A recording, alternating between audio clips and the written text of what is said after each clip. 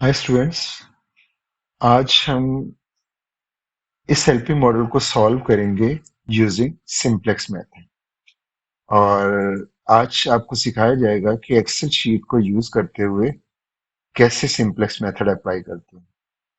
आप सबसे पहले आपको पता है कि सबसे पहला स्टेप तो ये होता है कि आप अपने एलपी मॉडल को स्टैंडर्ड फॉर्म में लिखें ताकि आपको स्टार्टिंग बेसिक फिजिबल सोल्यूशन मिल सके। तो ये मैंने पहले से ही इसको स्टैंडर्ड फॉर्म में लिख के रख दिया है। आप जी को क्या करते हो, इन सारे वैल्यूज को लेफ्ट साइड पे लेके जाते हो। तो जी माइनस 5x1 इसको उधर ले जाएं, -4x2 इक्वल टू 0। और आप तमाम कंस्ट्रेंट्स को इक्वालिटीज में कन्वर्ट करते हो। तो इक्वालिटी को जब आपने इक्वालिटी में कन्वर्ट करना है तो ये लेस देन इनइक्वालिटी है। इट मींस लेफ्ट साइड पे कोई वेरिएबल ऐड करोगे। तो मैंने इस इनइक्वालिटी को इक्वालिटी में कन्वर्ट करने के लिए एक स्लैक अमाउंट ऐड कर दी +s1। इसी तरह सेकंड कंस्ट्रेंट में मैंने +s2 लेफ्ट साइड पे ऐड कर दी ताकि बैलेंस हो जाए, इक्वालिटी में चेंज हो जाए। तो थर्ड में s3 और फोर्थ में s4। रीअरेंज इसलिए करके रखा है ताकि हम इसको मैट्रिक्स फॉर्म में इजीली लेके जा सके। तो ये आपके पास first equality, second, third, fourth. पहले ये 2 वेरिएबल इन्वॉल्व थे इसके अंदर, और अब क्योंकि 4 स्लैक वेरिएबल्स भी इन्वॉल्व हो गए हैं तो टोटल वेरिएबल्स आपके हो जाएंगे 6। तो अब आपने इस स्टैंडर्ड फॉर्म में जो आपके पास डेटा है इसको आपने टेबल के अंदर प्लेस करना है।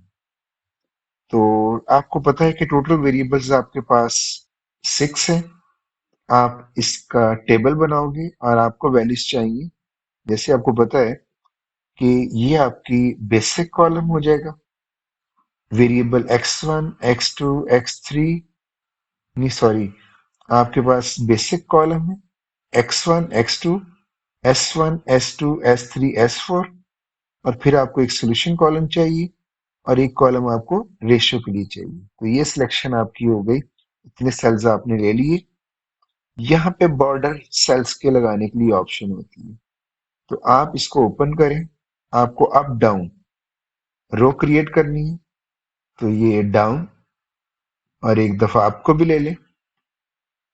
आपके पास ये बॉर्डर बन गया। आप आसानी से इसके अंदर जीरो प्लेस कर सकोगे। जहां तक ताल्लुक है आपका इस कॉलम का, तो आपको पता नहीं चलता कि कितनी आइट्रेशंस होंगी, इसलिए इसको जितना भी आप बढ़ाना चाहें बढ़ा सकते हैं। और आपको राइट साइड पे ये बॉर्डर चाहिए, आप इधर ऑप्शन चूज करोगे, ये राइट बॉर्डर। आपके पास ये राइट बॉर्डर, और ये क्योंकि आपका सोल्यूशन था और सोल्यूशन कॉलम में दोनों साइड्स आपको बॉर्डर चाहिए, तो इसके लिए आप राइट बॉर्डर भी ले लें और लेफ्ट बॉर्डर को भी यूज कर लें। तो आपके पास इस तरह की टेबल शेप बन जाएगी। और क्योंकि आपने इधर जीरो लिखनी है और जीरो के बाद ये 4 कंस्ट्रेंट्स इधर लिखनी है, तो फिफ्थ पे फिर अगेन आपको आप ये first row, second, third, fourth, इधर आपकी ये 4 इक्वालिटीज का डेटा आ जाएगा। ये आपको दोबारा से जी लेनी पड़ेगी। तो आप इसको एक ऐसे मैट्रिक्स की फॉर्म में बना लें। तो ये आपको अप और यानी टॉप बॉर्डर चाहिए और बॉटम चाहिए। तो ऊपर नीचे बॉर्डर का मतलब है आपके पास। तो ये देखें, आपका सिंपलेक्स का जो टेबल है उसकी शेप बन गई है। अब आप इस कॉलम में टाइप कर दें बेसिक, और इधर आपने कितने वेरिएबल्स, टोटल 6 वेरिएबल्स हैं, उनको आप वन बाय वन प्लेस कर दें। x1 x2 s1 s2 s3 s4। और ये आपका सोल्यूशन कॉलम है, इसको आप सोल्यूशन लिख दें। और यहाँ पे आपने रेशो कैलकुलेट करनी है। तो ये क्योंकि अलाइनमेंट जरा ठीक कर लें, पूरे टेबल में आपकी सेंट्रली अलाइंड कर दें सारे डेटा को, ताकि एक खूबसूरत सा टच आपको मिले। तो ये आपका सेंट्रली अलाइंड। इसको भी क्लिक कर दें और इसको भी क्लिक कर दें। ये लेफ्ट साइड के लिए सेंटर होता है और ये अप डाउन के लिए सेंटर होता है। तो ये आपका सारे वेरिएबल्स आपके इधर आ गए। अब आपने इधर जी प्लेस करनी है,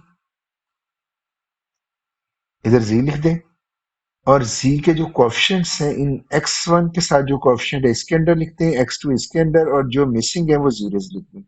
तो ये आ जाएगा आपका -5 क्योंकि x1 के साथ कोएफिशिएंट है -5, x2 के साथ है -4 और ये मिसिंग है z में, जीरोस के साथ आप प्लेस कर दें इनको। और सोल्यूशन ये z का राइट हैंड साइड पे उसका सोल्यूशन है और सोल्यूशन कॉलम में ये जीरो प्लेस कर दें। तो ये आपकी जीरो प्लेस हो गई। अब आपने कंस्ट्रेंट्स लेनी है। तो इनिशियली आपने स्टार्टिंग बेसिक सॉल्यूशन के लिए एक अजम्पशन लेते होते हैं और वो अजम्पशन होती है कि आप इनिशियली अपने जो वेरिएबल्स हैं, डिसीजन वेरिएबल्स, इस प्रॉब्लम में आपके डिसीजन वेरिएबल्स x1 और x2 थे। x1 और x2 को एज्यूम करने हैं कि ये नॉन बेसिक है। नॉन बेसिक मींस उसको उनको आपने जीरो एज्यूम करना है, यानी आप x1 equal to zero, x2 equal to zero, ये आपने एज्यूम किया। ये एज्यूम करके आपने डेटा इधर प्लेस करना है और इधर। तो आपके पास क्या आएगा, इधर आप जीरो जीरो पुट कर दें तो आपके पास जी आएगा जीरो, और इनके अंदर अगर आप डेटा पुट करें x1 जीरो x2 जीरो तो आपके पास आएगा s1 इक्वल टू 24। तो आपके पास आ जाएगा s1 इक्वल टू 24 और इधर जीरो जीरो पुट करें। आपने एजम्पशन ली हुई है कि जो डिसीजन वेरिएबल्स हैं उनको नॉन बेसिक बनाया हुआ है, तो आप बेसिक इसके अंदर एक्सट्रैक्ट कर रहे हैं। तो जीरो जीरो पुट करें, आपके पास आ जाएगा s2 इक्वल टू 6 और इधर इन दोनों को जीरो पुट करें तो आ जाएगा s3 इक्वल टू 1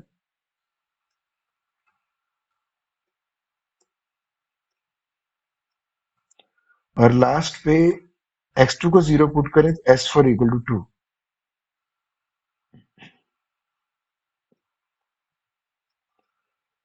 तो आपके पास, इसको भी इधर ही लिख लेते हैं, आपके पास शुरू में जब स्टैंडर्ड फॉर्म आ जाए तो आपने डिसीजन वेरिएबल्स को नॉन बेसिक एज्यूम करना है जीरो जीरो, और इस डेटा को जब इधर प्लेस करना है तो आपके पास बेसिक सोल्यूशन आ जाएगा, ये वाला s1 24 s2 6 बेसिक सोल्यूशन।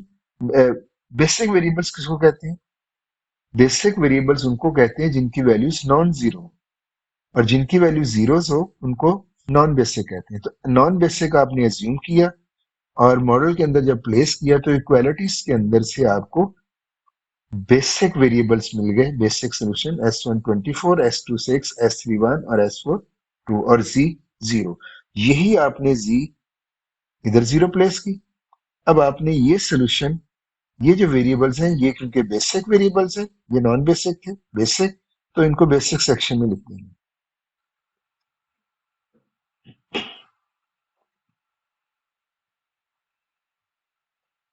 जी, तो बेसिक और इनका सोल्यूशन ये जो 25 है, इस S1 की जो वैल्यू है इस सोल्यूशन कॉलम में इसके सामने लिखनी है, मींस ये इधर 24 लिखा जाएगा। तो S1 इक्वल टू 24 को S1 इस बेसिक कॉलम में लिखें और 24 सोल्यूशन कॉलम में।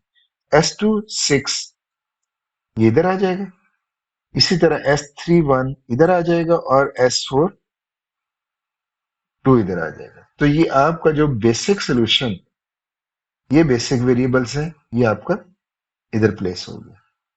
अब आप ये कंस्ट्रेंट्स का डेटा भी इधर प्लेस कर सकते हैं। ये फर्स्ट जो आपकी इक्वालिटी है, तो x1 के अंडर x1 का कोएफिशिएंट, फिर x2 का कोएफिशिएंट, s1 का जो मिसिंग है वो जीरो, तो ये कोएफिशिएंट बनेंगे 6, ये 4, ये 1 और जो मिसिंग है वो जीरोस के साथ। नेक्स्ट इक्वालिटी को इधर प्लेस कर दें, ये हो जाएगा 1 2 0 1 0 0, यानी ये 1 x2 के अंडर 2 S1 मिसिंग है 0, S2 1, 0, 0। इसी तरह आपने इस थर्ड इक्वालिटी को इधर प्लेस करना है। तो आप इधर वन बाई वन इधर से देखते जाएं और इधर प्लेस करते जाएं। -1, x2 1, S1 0, S2 भी 0, S1 1 और S4 0।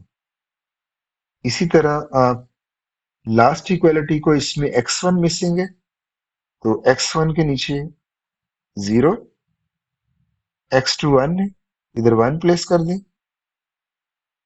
S1 0, S2 0, S3 0 और X4 के साथ 1 है, ये 1। तो आपने डेटा ये सारा फिल कर लिया टेबल के अंदर। मैं दोबारा से बता देता हूँ। मैंने एज्यूम किया ये जो इनिशियल बेसिक आप जो डिसीजन वेरिएबल्स थे उनको नॉन बेसिक बनाया 0 0 और इनको इधर पुट करके इसका बेसिक सोल्यूशन निकाल लिया। जो इधर से ये सॉल्यूशंस आए इसको हम बेसिक सोल्यूशन कहेंगे, यानी इनकी वैल्यूज नॉन जीरो है। और जो नॉन बेसिक है उनकी वैल्यूज हमने एज्यूम की थी 0। ऐसे वेरिएबल जिनकी वैल्यू 0 हो उनको नॉन बेसिक कहते हैं और जिनकी वैल्यूज नॉन जीरो है इनको बेसिक वेरिएबल्स कहते हैं। और आप इधर भी देखें, इधर तो तमाम टाइप के वेरिएबल्स हैं लेकिन इधर सिर्फ S1 S2 S3 S4 है। तो ये बेसिक है। इस वक्त जो इसमें मिसिंग है वो नॉन बेसिक है। तो इसमें मिसिंग कौन से हैं वो आप इधर से टोटल वेरिएबल्स में देख सकते हैं, वो है x1 x2। तो इसका मतलब है ये शो कर रहा है कि x1 और x2 की वैल्यू 0 है, इधर नहीं मौजूद। और इनकी वैल्यू ये बेसिक है क्योंकि इनकी वैल्यू ये सामने से नजर आ रही है, S1 24 S2 6, ये सारी वैल्यूज आपको इधर नजर आ रही है। तो जैसे आपको पता है कि जैसे ही आप टेबल में आपको इनिशियल आपका स्टार्टिंग बेसिक फिजिबल सॉल्यूशन मिल जाता है तो नेक्स्ट आप ऑप्टिमैलिटी का टेस्ट लगाते हैं। तो आप लिखते हो ये सॉल्यूशन ऑप्टिमल है या नहीं। तो ऑप्टिमैलिटी के लिए क्या होता है, मैक्सिमम ऑब्जेक्टिव फंक्शन आपका है और मैक्सिमम ऑब्जेक्टिव में जी इक्वेशन में नॉन बेसिक वेरिएबल्स के अंडर जो कोएफिशिएंट्स हैं वो पॉजिटिव होने चाहिए। सिर्फ नॉन बेसिक वेरिएबल्स के अंडर देखना है क्योंकि बेसिक वेरिएबल ये जो बेसिक है इनके अंडर तो जी इक्वेशन में जीरोज होंगे और ऑप्टिमैलिटी सिर्फ जी रो के अंदर ही चेक होगी। तो जी रो के अंदर अगर नॉन बेसिक वेरिएबल्स के अंदर नेगेटिव वैल्यूज हैं, एक भी नेगेटिव है, इट मींस सॉल्यूशन ऑप्टिमल नहीं है। तो आप इधर कर दें ऑप्टिमल नो। तो अगर ऑप्टिमल नहीं है तो नेक्स्ट स्टेप होगा आपने एंटरिंग वेरिएबल का डिसीजन लेना। एंटरिंग वेरिएबल, तो एंटरिंग वेरिएबल कौन सा होगा ये भी हमें पता है। मैक्सिमाइजेशन में जो ये जो दो नॉन बेसिक वेरिएबल्स हैं जिनके नीचे नेगेटिव कोएफिशिएंट्स हैं उनमें मोस्ट नेगेटिव आपका एंटरिंग वेरिएबल होगा। तो मोस्ट नेगेटिव आपका ये 5 है, तो ये आपका एंटरिंग वेरिएबल बन जाएगा x1। तो आप इस पूरे कॉलम को डिक्लेयर कर दोगे पिवटल कॉलम। तो इसको मैं कलर स्कीम के तौर पे, ये बल्कि ये तो टेक्स्ट के लिए है, ये सेल्स को फिल करने के लिए है, तो मैं इसको फिल कर देता हूँ। तो फिल करने का मतलब है हमें पता चल गया कि ये कॉलम एंटरिंग कॉलम है और ये वेरिएबल एंटरिंग वेरिएबल होगा क्योंकि -4 -5 में मोस्ट नेगेटिव आपका एंटरिंग था। एंटरिंग वेरिएबल का डिसीजन हो गया, आप इधर लिख सकते हो x1 एंटर्स, राइट। और अब आपने लिविंग का डिसीजन लेना है। तो लिविंग के लिए आप रेशियो कैलकुलेट करते हो। तो रेशियो कैलकुलेट होती है solution column divided by pivotal column. तो सॉल्यूशन कॉलम की एंट्री को पिवटल कॉलम की एंट्री से डिवाइड करके आप रेशियो कैलकुलेट कर सकते हो। ये 24 को डिवाइड करने हैं 6 से, 6 को डिवाइड करने हैं 1 से, 1 को डिवाइड करने हैं -1 और 2 को डिवाइड करने हैं 0 से। तो रेशियो आ जाएगी। तो इसको हम एक्सेल में कैसे करेंगे, एक्सेल में हम इसको आसानी से आप ये कह दें कि फॉर्मूला लगाएंगे इक्वल का, इक्वल का मतलब है कि अब आपने इस सेल को डिवाइड करना है इससे, तो इक्वल को जब सिलेक्ट किया उसका सेल नंबर आ जाएगा। ये सेल नंबर है N25। आपको इसको देखने की जरूरत नहीं वो क्या सेल है, जस्ट आपने इसको डिवाइड कर देना है इस सेल से।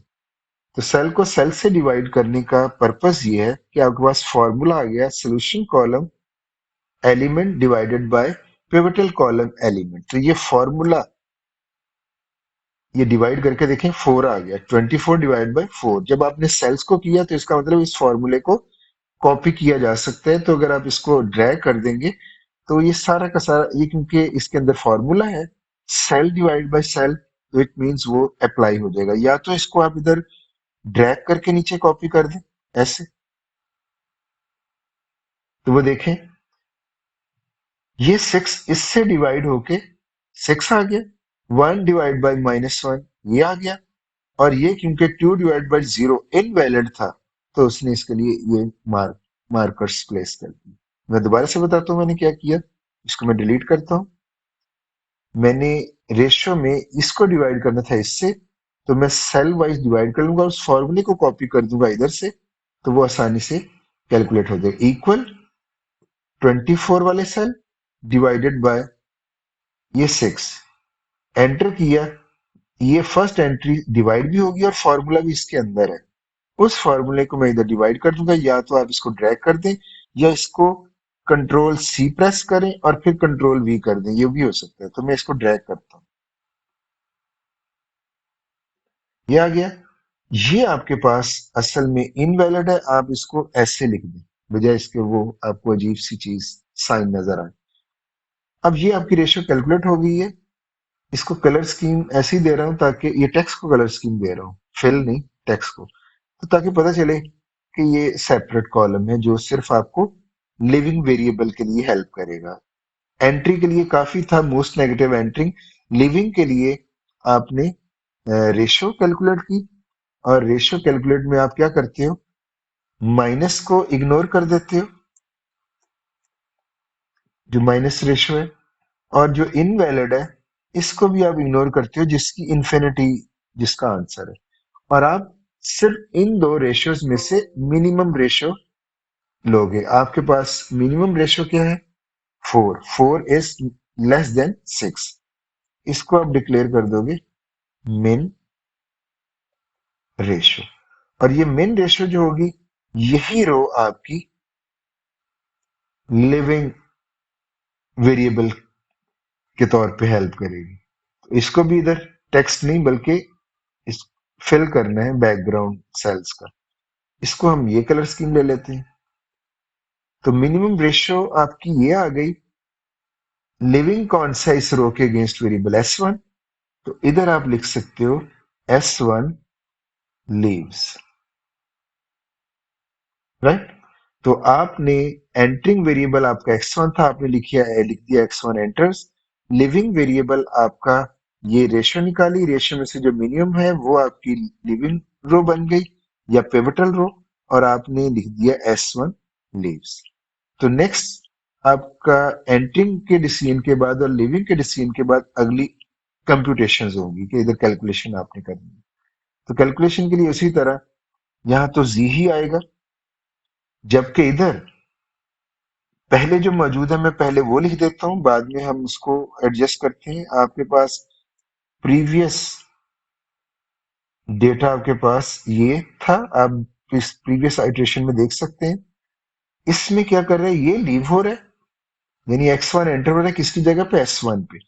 इस S1 की जगह पे आपका x1 एंटर होगा, तो मैंने इसकी जगह पे ये टाइप कर दिया। इट मींस यहां से S1 निकल गया और उसकी जगह पे x1 आ गया। जो एंट्री हुई है इसको रेड कर दें ताकि पता चले कि इन 4 वेरिएबल्स में x1 एंटर हुआ है और उसकी जगह एक वेरिएबल इधर से निकल गया। तो ये जो x1 है, तो ये जो रो होगी ये रो पिवटल रो कहलाएगी। तो सबसे पहले आपने आपने तो सारी रोज कैलकुलेट करनी है, ये रो भी कैलकुलेट करनी है, ये भी और ये दो रोज भी कैलकुलेट। लेकिन इनमें सबसे पहले रो जो कैलकुलेट करेंगे वो होगी जो वेरिएबल एंटर हुआ है। अब आपके साथ ये वेरिएबल एंटर हुआ है तो ये आपकी न्यू पिवटल रो है। और आपको पता है पिवटल रो कैसे कैलकुलेट होती है। तो आपको एक चीज है, ये जो कॉलम है ये गाइड कर रहा है कि इसी कॉलम के नीचे ये आइट्रेशन में आपने आइडेंटिटी मैट्रिक्स का फर्स्ट कॉलम भी लेके आना है, क्योंकि ये x1 फर्स्ट प्लेस पे है। तो आपने फर्स्ट पे आपको इधर आइडेंटिटी चाहिए। जैसे आप ये देखें, ये 4 बेसिक वेरिएबल से, तो इनके अंडर देखें आइडेंटिटी एलिमेंट, आइडेंटिटी मैट्रिक्स होगी कंस्ट्रेंट सेक्शन में। ये फोर फोर कॉलम्स में देखें, 1 0 0 0 0 1 1, ये देखें डायगोनल हो रहा है। तो ये पूरी आइडेंटिटी मैट्रिक्स बन रही है। तो फर्स्ट कॉलम, क्योंकि ये फर्स्ट है, तो फर्स्ट में ये 1 0 0 0 आना चाहिए और जी भी 0 होना चाहिए। तो आपने इस कॉलम में, क्योंकि ये शेडेड कॉलम के नीचे कॉलम है, इधर 1 मेंटेन करने के लिए और इधर जीरोस मेंटेन करने के लिए आपने कुछ रो ऑपरेशंस लगाने। तो सबसे पहले हम पिवटल, ये जो एंटरिंग है इसके लिए अलग फार्मूला है और दूसरी रोज के लिए सबके लिए सेम डिफरेंट फार्मूला, लेकिन उन सबके लिए सेम है। लेकिन जो एंटर हुआ है, जो पिवटल रो जिसको कहते हैं, उसके लिए फार्मूला डिफरेंट। और फार्मूला क्या होगा, मैंने ये पूरी पिवटल रो कैलकुलेट करनी है, मैं इसके अंदर इक्वल साइन प्लेस करूंगा, यानी मैं इधर फार्मूला लिखना चाह रहा हूँ। और ये न्यू पिवटल रो है और फॉर्मूला होता है new pivotal row equal to old pivotal row divided by pivotal element. तो इधर मैं पिवटल एलिमेंट बताना मिस कर गया हूं, जरा देखें। ये पिवटल कॉलम है और ये पिवटल रो है, तो इनका इंटरसेक्शन ये 6 बन रहा है, तो ये आपका पिवट एलिमेंट होगा, ये वाला जो इस कॉलम और इसका इंटरसेक्शन है, उस एलिमेंट को पिवट एलिमेंट कहेंगे। तो यहाँ पे आपने इसको, ये एंट्रिंग था, इस कॉलम के नीचे 1 लेके आने। 1 कैसे आएगा, रो ऑपरेशन लगाओगे, पिवट ओल्ड पिवट रो को 6 से डिवाइड कर दोगे। तो जाहिर है पूरी रो को तो डिवाइड नहीं किया जा सकता, आप इसका सेल ही लोगे। तो आप इसका ये सेल लेने के बाद, जब आपने सेल सेलेक्ट किया, इट मींस आप पूरी रो को ही ले रहे हो। ये ओल्ड पिवट रो को आपने सेलेक्ट कर लिया, क्योंकि इस फॉर्मूले को आपने पूरी रो पे कॉपी कर देना। तो एक सेल सेलेक्ट होने का मतलब है आपने ओल्ड रो सेलेक्ट कर ली। फॉर्मूला होता है old row, old pivotal row divided by pivotal element. तो ये जो है सेल नंबर, ये ओल्ड पिवटल रो के तौर पे बिहेव कर रहा है, और डिवाइडेड बाय, इधर करें आप, डिवाइडेड बाय पिवट एलिमेंट 6 है, तो 6 को 6 के तौर पे लिख दो। इट मींस ये आपका 1 आ जाएगा। अब आपको ये फॉर्मूला पूरी रो के ऊपर कॉपी करना है। क्यों, इस सेल में आपने इस सेल को डिवाइड किया था पिवट एलिमेंट 6 से, तो आपका 1 आ गया। तो ये फॉर्मूला सेम, यानी इस पूरी रो को 6 से डिवाइड करना था। तो आप इस 4 को भी, ये फॉर्मूला अगर कॉपी कर दें, तो वो ऑटोमेटिकली सारी रो पे 6 डिवाइड हो जाएगा। तो आप इस फॉर्मूला को भी इधर से, ये इसके अंदर फॉर्मूला है, ये आपको इधर नजर आ रहा होगा इस सेक्शन में, कि जब आप इसके ऊपर आओगे ना, ऐसे सेल को सिलेक्ट करोगे तो फॉर्मूला नजर आ रहा होगा। इस फॉर्मूले को कॉपी कर दें, ये है पिवट रो डिवाइड बाय 6। तो अगर आप इसको कॉपी करेंगे, इसको ड्रैग कर दें इधर पकड़ के, ये देखें ड्रैग किसको करना है, ये छोटी सी स्क्वायर नजर आ रहा है, इसके ऊपर आए तो ये साइन चेंज हो जाएगा। इसको ऐसे पकड़ के ड्रैग कर दें, और ये ड्रैग सोल्यूशन तक करना है, रेशो में नहीं जाना, रेशो कॉलम में नहीं जाना। तो ये देखें आपके पास पूरी रो 6 से डिवाइड हो गई। दोबारा से बताता हूँ क्या करना है। आपने सिर्फ ये करना है, जैसे ही एंटरिंग जो वेरिएबल है, इस वेरिएबल के सामने, इस कॉलम के सामने ये जो सेल लेना है, यहां आपने 1 लेके आना, इक्वल लिखे। ओल्ड पिवट, ये न्यू पिवट रो है, ओल्ड पिवट रो ये सारी है, आप जस्ट इसका शेडेड वाला ही सेल ले लें, डिवाइडेड बाय पिवट एलिमेंट, ये पिवट एलिमेंट 6 ले लें। एंटर हो गया। और इस फॉर्मूले को पूरी रो पे कॉपी करना है, तो ये जो स्मॉल स्क्वायर है इसके ऊपर लिखे, साइन चेंज हो जाएगा। इसको ड्रैग कर दें यहां तक, कैलकुलेशन हो गई। इट मींस आपकी पिवट रो, न्यू पिवट रो कैलकुलेट हो गई। दूसरा आपने क्या करना था, इधर जीरो, ऊपर नीचे जीरोस लेके आनी, तो इधर जीरो लेके आने हैं, उसके लिए फार्मूला क्या है? ये न्यू जीरो है। तो जो रोज होती है अदर देन पिवटल रो, उनके लिए फॉर्मूला होता है कि न्यू रो इक्वल टू उसकी ओल्ड रो माइनस उसका pivot column coefficient into new pivot row. अगर आप वैसे देखा जाए तो आप करना क्या चाह रहे हो? आप इधर जीरो लेके आना चाह रहे हो, तो आप दो रो सिलेक्ट करोगे, न्यू जी है तो आप ओल्ड जी को लोगे और पिवटल रो को लोगे। इन दोनों रो से आपने इसको जीरो बना सकते हैं। कैसे बनाओगे? देखिए, एक तो आपने करंट जी ले ली और एक पिवटल रो। तो आप देखिए ये आपको वन हेल्प करेगा। आपका ये -5 है, इस -5 को आप इससे मल्टीप्लाई करें, ये भी -5 हो जाएगा, और इन दोनों को सब्ट्रैक्ट कर दें तो यहाँ जीरो आ जाएगा। और यही एक्शन आप पूरी रो के ऊपर लगा दें, आपकी ये कैलकुलेशन हो जाएगी। तो वही फॉर्मूला जो है कि new zero equal to current zero minus pivot column coefficient into new pivotal row. तो आप देखें फॉर्मूला क्या होगा? इक्वल, जब आप इस सेल को सिलेक्ट करोगे इट मींस आप जीरो को सिलेक्ट कर रहे हो, करंट जीरो ओल्ड, ये जीरो को सिलेक्ट किया, माइनस आपने इस -5 को मल्टीप्लाई करना है इस रो के साथ। तो यहां पे आप ये पिवट कॉलम कोएफिशिएंट है, -5 लोगे, ब्रैकेट में इसलिए लिखा कि माइनस साइन है, इस माइनस के साथ कंफ्यूजन ना हो, मल्टीप्लाइड बाय आपने इस माइनस को इसके साथ -5 को मल्टीप्लाई करना है और फिर इनको सब्ट्रैक्ट करना है। वो सब्ट्रैक्ट हमने ये किया, और इस -5 को आपने पिवटल रो के साथ मल्टीप्लाई करना है। तो सिर्फ यही सेल काफी है, एक सेल कोई भी ले लें, ये ले लें, एंटर करेंगे आपके पास जीरो आ जाएगा। इस जीरो को क्या करना है? ये फॉर्मूले को ड्रैग कर दें, ये पूरी जीरो को कॉपी कैलकुलेशन कर दें। तो ये देखें ये वैल्यूज आ गई। आप दोबारा इधर करेंगे, आपको ये रिपीट हो जाएगा, आपको पता चल जाएगा क्या हो रहा है। तो S3 इधर आपको जीरो चाहिए क्योंकि ये आइडेंटिटी कॉलम बनाना है। इस जीरो लाने के लिए इक्वल S2 है ना, तो पुरानी S2 देखें, ओल्ड S2, इधर जाए, ये वाला कलेक्ट कर लें, यानी इसको, ये पूरी रो को सिलेक्ट करें, सेल मीन पूरी रो को सिलेक्ट कर लिया, माइनस पिवट कॉलम कोएफिशिएंट, वो कौन सा है? ये वन।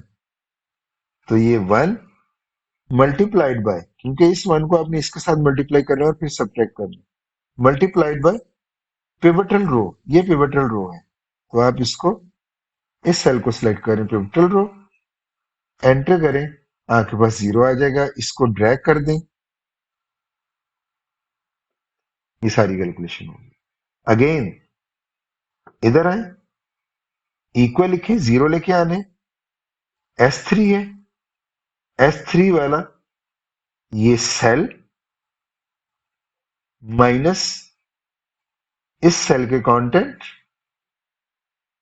-1 मल्टीप्लाइड बाय ये जो पिवट वाला सेल है, इसके साथ मल्टीप्लाई कर दें, ये आपके पास आ गया। अगर आप फॉर्मूला इसका भी देखना चाहते हैं तो ये आपको फॉर्मूला मिल रहा होगा, ऐसे देख भी सकते हैं फॉर्मूले को। इसके ऊपर कौन सा फॉर्मूला लगा हुआ है कि ये रो यानी सेल सिलेक्शन माइनस ये वन मल्टीप्लाइड बाय ये पिवट कॉलम, पिवट रो, इस तरह ये भी है। और इस फॉर्मूले को ड्रैग कर दें, सॉरी इसको अंडू कर दें, यहां से इसको पकड़ें, इधर ले जाएं, ये पूरी रो कैलकुलेट हो जाएगी। नेक्स्ट इसको लें, आई थिंक अब आपको समझ आ गया होगा। जरा देखें, इक्वल S4 रो है, तो ये S4 रो माइनस इसका coefficient zero multiplied by pivot row, ये पिवट रो का सेल जीरो, इसको ड्रैग कर दें, ये आपके पास कैलकुलेट हो गया। सारी रोज आपके पास कैलकुलेट हो गई हैं, सारी आइट्रेशन कंप्लीट है। तो जीरो के लिए वो कॉलम्स बना लें, ये कॉपी से थोड़े से कॉलम डिलीट हो जाते हैं, इसको दोबारा रीड्रॉ कर लें। तो पहले ये जीरो के लिए डाउन बॉर्डर और अप बॉर्डर ये बना लें। ये बन गया। कॉलम को भी मीट कर लें। ये जो जब कॉपी पेस्ट करते हैं तो ऐसी सिचुएशन हो सकती है। राइट बॉर्डर और लेफ्ट बॉर्डर ये आपके पास आ गया। और अब आपने ये कुछ एंट्रीज आपकी आ रही हैं पॉइंट्स में। तो पॉइंट्स में इश्यू आ जाएगा ऑपरेशन में। एक्यूरेसी का होता है तो इसका मतलब है इसको फ्रैक्शन में कन्वर्ट कर लें तो जरा इजी हो जाएगा। तो मैं बताता हूं कि कैसे इस सारे को हम इसमें अब रेशो भी ले लें। रेशो में भी कुछ कैलकुलेशंस आ रही हैं। तो सबको आप सिलेक्ट करके राइट क्लिक करें। राइट क्लिक में आप जाएं फॉर्मेट सेल्स में। फॉर्मेट सेल्स में आप आ जाएं फ्रैक्शन में। मैं इसको फ्रैक्शन में इसकी सेटिंग करने लगा हूं। फ्रैक्शन में जब आप करेंगे ये सारा डेटा फ्रैक्शन में आ जाएगा और फ्रैक्शन से ये हेल्प मिलेगी आपको। वो जो एक एक्यूरेसी का प्रॉब्लम था, एरर आ रहा था पॉइंट्स की सूरत में, वो नहीं रहेगा। तो ये थोड़ी सी अलाइनमेंट भी चेंज हो जाती है। तो फिर सेंट्रली अलाइन करना चाहें तो करने में कोई हरज नहीं है। ये जगह अपनी छोड़ देते हैं। ये ये सेंटर इनको दो दफा प्रेस कर दें तो सारी एंट्रीज सेंटर में आ जाए। अब आप ये कैलकुलेशन कर चुके हैं, सारा डेटा आपका कैलकुलेट हो चुका है। अगेन आइट्रेशन के बाद अगला स्टेप क्या होता है कि क्या सोल्यूशन ऑप्टिमल है या नहीं। और ऑप्टिमलिटी के लिए क्या चेक कर रहे होते हैं आप? जेड जीरो के अंदर नॉन बेसिक वेरिएबल्स के कोएफिशिएंट चेक करेंगे। इस वक्त आपके न्यू बेसिक कौन से हैं? एक्स1, एस2, एस3, एस4। और जो इसके मिसिंग है वो नॉन बेसिक है और वो मिसिंग है। एक्स2 मिसिंग है इसमें और एस1 वो मिसिंग है। और वही जो मिसिंग है उन्हीं के अंडर आपने जी में जीरो के अंदर कोएफिशिएंट्स को चेक करने हैं। तो जीरो के अंदर किन के कोएफिशिएंट्स को चेक करेंगे? जो इसमें मिसिंग है, एक्स टू और एस वन। तो ये देखें एक्स टू के अंदर ये कोएफिशिएंट है और एस वन मिसिंग है। एस वन के नीचे ये कोएफिशिएंट है। तो आप क्या करना चाह रहे हैं? आपके अगर सारे के सारे कोएफिशिएंट्स जीरो के अंदर नॉन बेसिक के अंदर जो कोएफिशिएंट्स है वो अगर पॉजिटिव हो जाए तो ऑप्टिमल हो जाते हैं। अभी आप देखें ये दो है, इन दो में से ये अभी भी नेगेटिव है, इट मींस ये ऑप्टिमल नहीं है। तो इधर डिसीजन लिख लें नो, ये ऑप्टिमल नहीं है। अगर ऑप्टिमल नहीं है तो फिर वही करेंगे, एंटरिंग वेरिएबल डिसीजन लेंगे और लीविंग का और फिर कंप्यूटेशंस करेंगे। तो एंटरिंग क्या होता है? Most negative. तो जीरो के अंदर जो मोस्ट नेगेटिव है, एक ही नेगेटिव है वही मोस्ट होगा, इट मींस ये एंटरिंग कॉलम है। तो आप इसको सिलेक्ट करके उसी तरह मैं ब्लू बैकग्राउंड ले रहा हूं।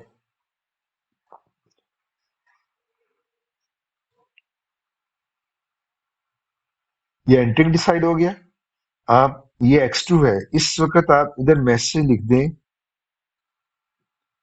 x2 enters. x2 enters. और अब आपने लिविंग का डिसीजन लेना है, रेशो कैलकुलेट करनी है। और रेशो कौन सी होती है? सोल्यूशन कॉलम डिवाइडेड बाय ये एंटरिंग कॉलम, पिवटल कॉलम। तो आप रेशो फॉर्मूला लिखोगे इक्वल टू इस सेल को डिवाइड कर दें इसके रिस्पेक्टिव इससे। और इस फॉर्मूले को या तो अलग अलग आप दोबारा से इसको भी कर सकते हैं, ऐसे भी इसको डिवाइड कर दें इससे, या फिर आप कॉपी कर लेते हैं ड्रैग के जरिए। दोनों तरीके ठीक है। तो 5 को डिवाइड करना है,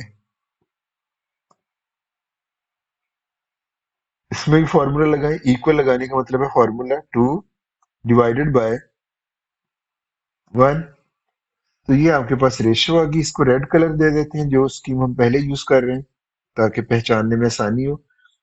तो इसमें मिनिमम रेशो कौन सी होगी? मिनिमम रेशो वो जिसकी वैल्यू मिनिमम होगी। ये 2 है, ये 3 है, ये 6 है। ये वैल्यू आपको नजर आ रही है 11/2, ऐसा नहीं है।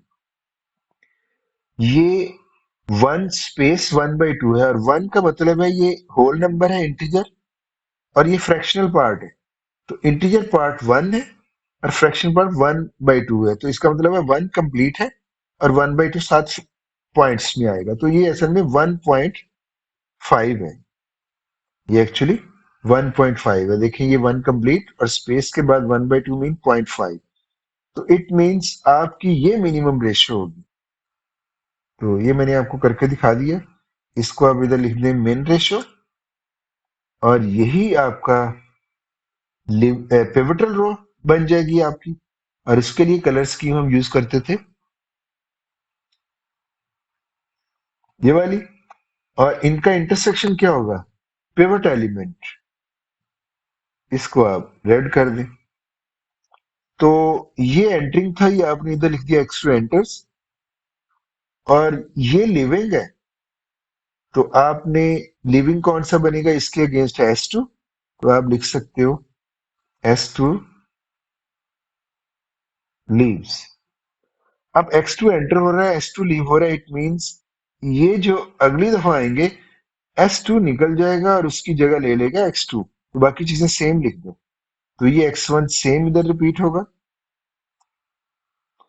ये S2 है, ये निकल जाएगा, इसकी जगह X2 ले लेगा, तो इस जगह पे आप X2 कर लें, और इसको क्योंकि ये न्यू एंट्री है इसको रेड कर दें। जैसे ये एंटर हुआ था तो हमने इसको रेड कर दिया था, पता चले एंटर कौन सा हो रहा है। S2 लीव कर गया, और S3 S4 उसी तरह लिखे जाएंगे,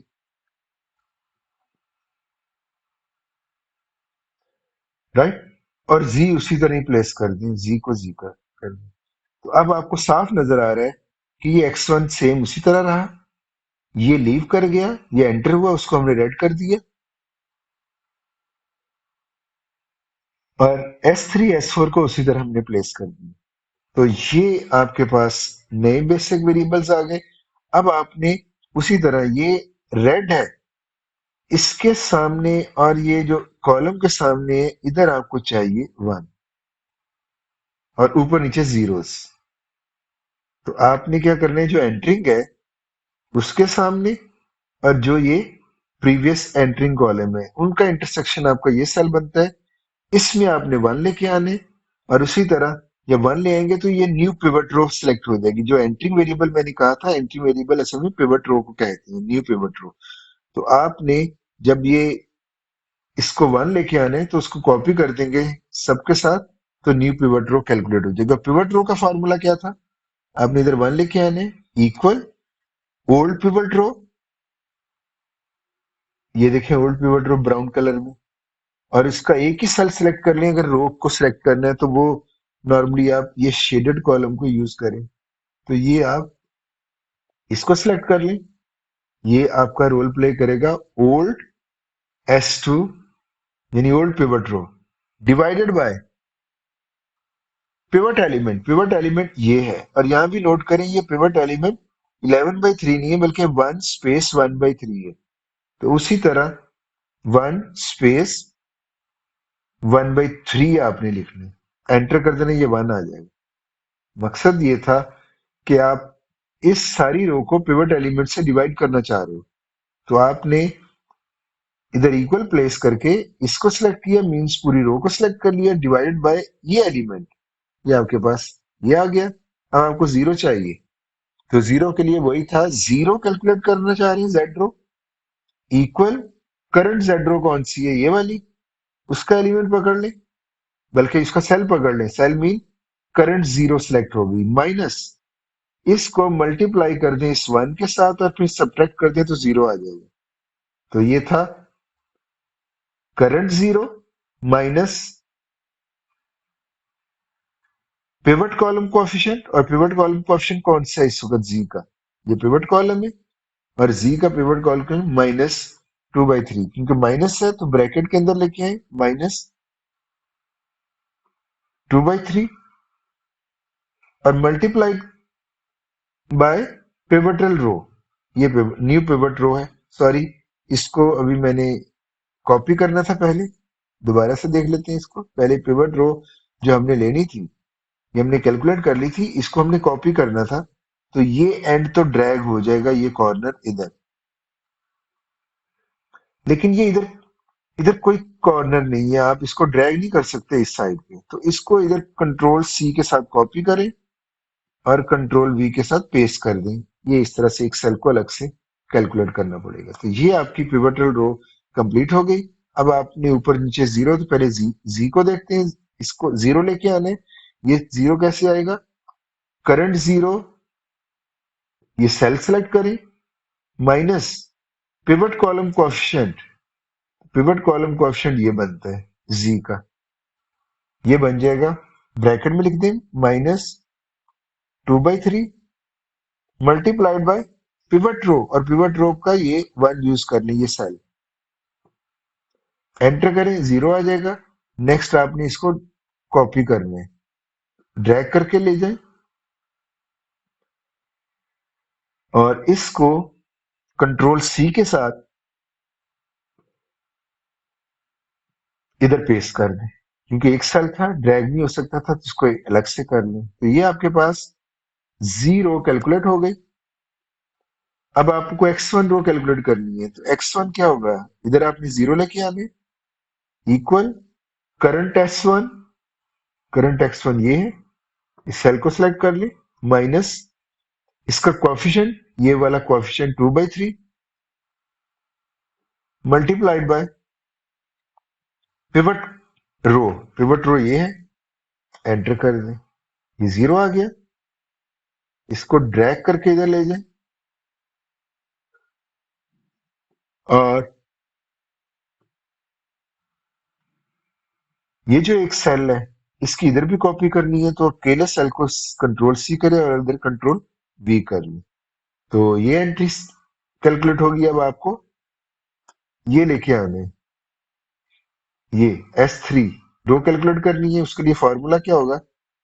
इक्वल करंट S3, ये करंट S3 है, इसका सेल पकड़ ले, माइनस और इसका पिवट कॉलम कोएफिशिएंट, इसका पिवट कॉलम कोएफिशिएंट 12/3, ये बल्कि 12/3 नहीं है, 1 स्पेस 2/3, 1 स्पेस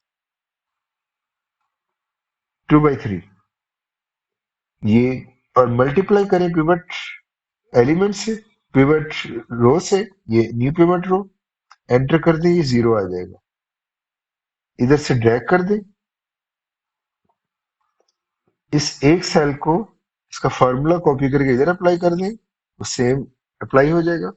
ये भी कैलकुलेट हो गई। नेक्स्ट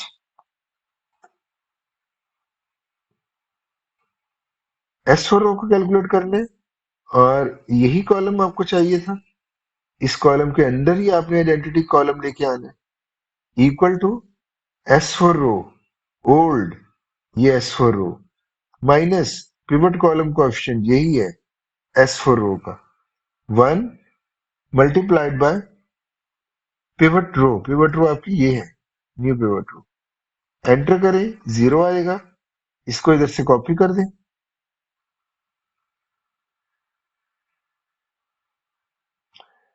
और इसको कॉपी करने हैं, एक सेल को इधर सिंगल एक कंट्रोल सी करके इधर कंट्रोल वी कर दें।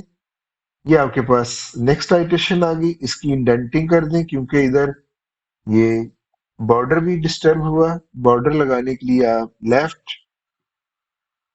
राइट, और ये थोड़ी सी, हाँ जी बिल्कुल, ये कैलकुलेशन कंप्लीट हो गई। अब आप क्या करोगे? चेक करना है कि क्या ये ऑप्टिमल है या नहीं, और चेक करोगे नॉन बेसिक वेरिएबल्स के अंडर कोएफिशिएंट्स को, पॉजिटिव होनी चाहिए। इधर नॉन बेसिक क्या है? x1 x2 x3 x4, ये बेसिक है, और मिसिंग क्या है? S1 ये मिसिंग है, और S2 ये दो मिसिंग है। तो इनके अंडर देखें, ये जी रो के अंदर दोनों के दोनों कोएफिशिएंट पॉजिटिव है, और ऑप्टिमलिटी के लिए जरूरी था कि पॉजिटिव हो। तो पॉजिटिव हो गया, इट मींस ये सोल्यूशन ऑप्टिमल मिल गया। इसको फर्दर सॉल्व करने की जरूरत नहीं, इस सोल्यूशन को सिर्फ लिखना है। कि लिखा कैसे जाए? ये लिखा जाएगा, ये 3 है और ये क्या है? 1 स्पेस 1/2, मतलब 1.5। तो ये 3 है, ये 1.5 है, ये 11 2 स्पेस 1/2, 2.5 है, और ये मैं बल्कि लिख देता हूँ इधर, क्योंकि ऑप्टिमल हो गया, रेशियो तो कैलकुलेट नहीं करनी, तो इधर इसका आंसर लिख दे 3, 1.5, ये 2.5 है, और ये आपका हो जाएगा 0.5। ये आपका सोल्यूशन है, और सोल्यूशन क्योंकि ऑप्टिमल है आगे नहीं सॉल्व होगा, तो इसका मतलब है आपके पास सोल्यूशन है, basic solution x1 3, x2 1.5। Slack variables को सोल्यूशन में लिखने की जरूरत नहीं है, लिख भी दे तो कोई हर्ज नहीं है, लेकिन आप उसको उसको लिखने की जरूरत नहीं है, तो जस्ट आप x1 और x2 की वैल्यू निकालें। ये x1 आपके सोल्यूशन में आ रही है, x1 इक्वल टू 3, ये 3 है, ये ऑप्टिमल सोल्यूशन आ रहा है। x2 आपके पास क्या आ रहा है, 1.5, x2 की वैल्यू है 1.5, ये आपका ऑप्टिमल सोल्यूशन है। इसको आप कह सकते हो कि ये आपका सोल्यूशन है,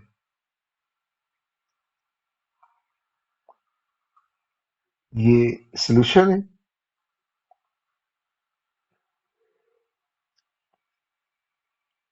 और z की वैल्यू इस वक्त क्या है, z की वैल्यू इसके इस साइड पे देखी जा सकती है 21, तो ये z आपको पता होगा ये रेडी मिक्स प्रॉब्लम है, और z प्रॉफिट होता है, तो इधर प्रॉफिट आपका 21, और ये थाउजेंड में होता है, चलिए आप ये देख लें, ये आपका ऑप्टिमल सोल्यूशन है।